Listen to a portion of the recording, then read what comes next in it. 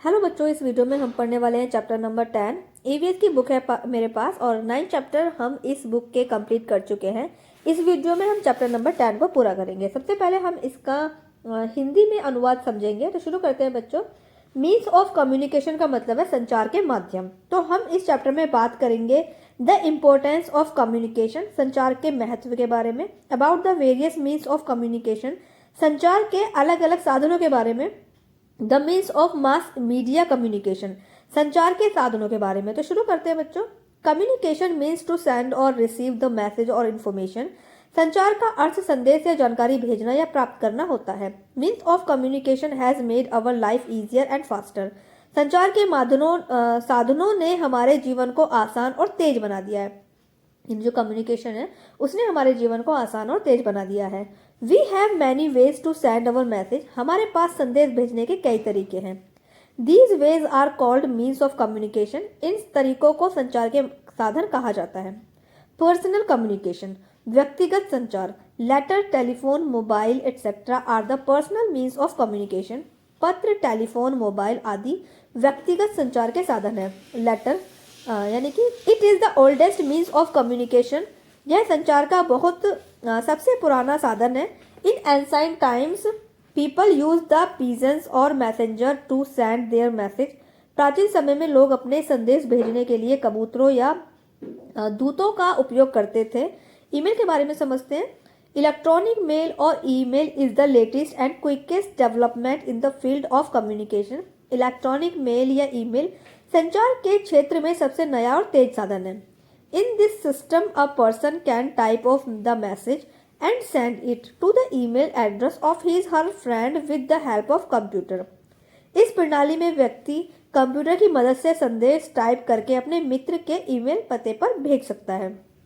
To send a message through email both sender and receiver must have a computer and internet connection.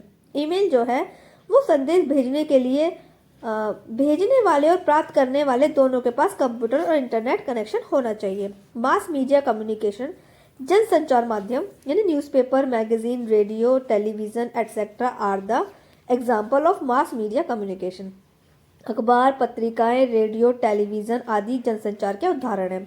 Newspaper it is an important means of mass communication for the people who can read.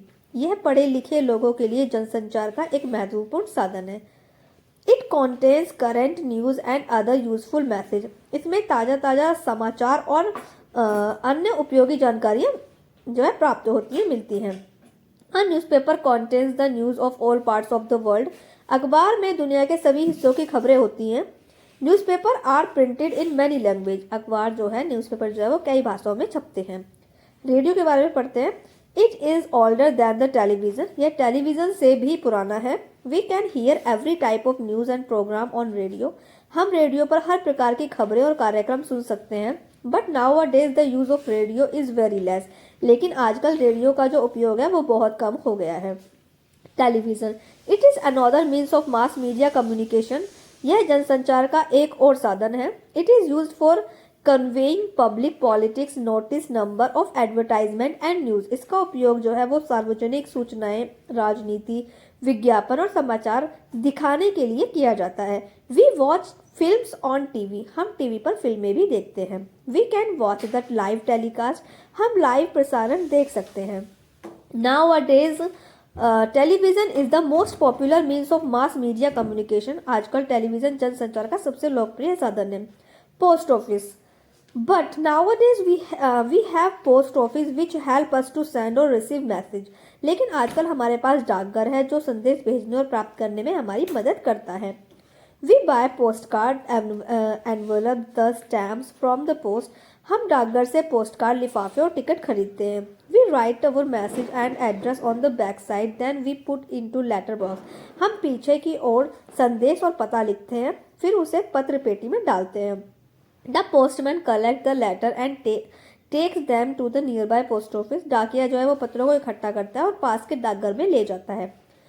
He shorts out the letter and then these letter are send to different cities. वह पत्रों को छांटता है और फिर उन्हें अलग अलग शहरों में भेजा जाता है।